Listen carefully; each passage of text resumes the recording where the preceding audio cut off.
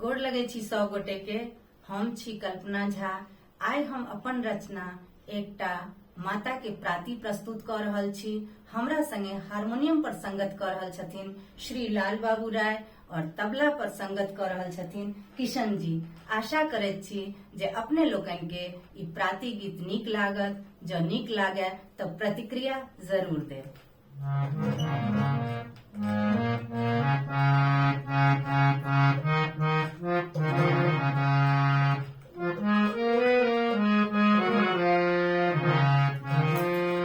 जय जय हे दुर्गा महारानी, जय जय हे दुर्गा महारानी। दर्शन अति सुखदाई, दर्शन अति सुखदाई। जय जय हे दुर्गा महारानी, जय जय हे दुर्गा महारानी।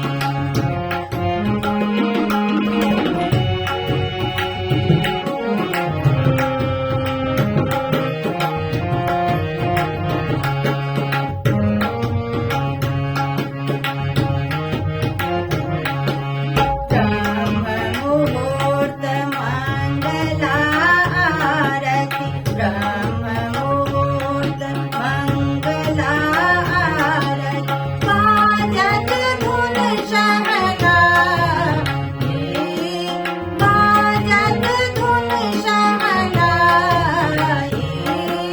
ब्रह्ममुहूर्त मंगला आरती, ब्रह्ममुहूर्त मंगला आरती। बाजत धुन शहनाई, बाजत धुन शहनाई।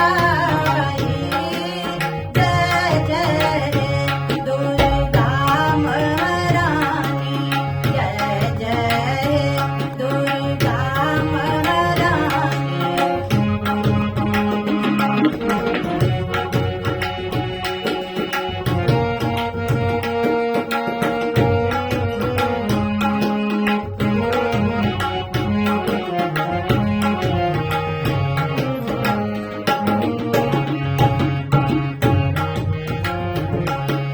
जगमग ज्योति जरे मंदिर में, जगमग ज्योति जरे मंदिर में। शोभा वर्णी न जाई, शोभा वर्णी न जाई। जगमग ज्योति जरे मंदिर में, जगमग ज्योति जरे मंदिर में। शोभा वर्णी न जाई, शोभा वर्णी न जाई। जय जय हे दुर्गा महारानी, जय जय हे दुर्गा महारानी।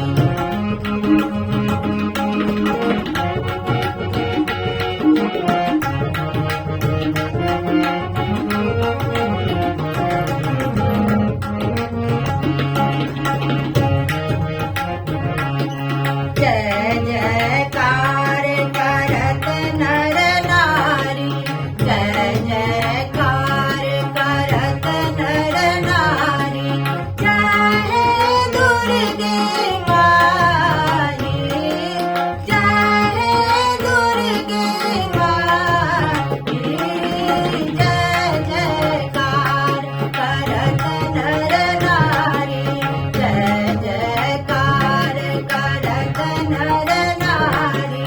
जय हे दुर्गे माई, जय हे दुर्गे माई।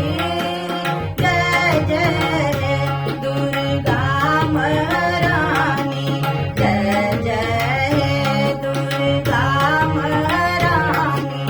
दर्शन अति सुखदाई, दर्शन अति सुखदाई। जय